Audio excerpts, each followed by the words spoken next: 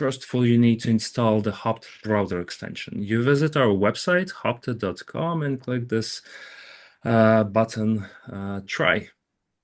It directs you to a Google Chrome web store, but also Hopted is supported by other browsers like Edge or newly OpenAI Atlas browser. Mm-hmm. Then you basically add Hopted to your browser, and that's pretty much it. So now you can launch Hopted directly from your Google Sheets.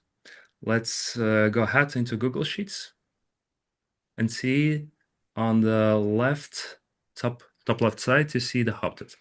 So let me just name this spreadsheet. So yeah, once you installed, you'll see Hopted button in your Google Sheets. Click Hopted and sign in with your Google account. All right. So instead of asking for access to your whole Google Drive, Hopted just needs permissions to run in a particular spreadsheet. So Mm-hmm.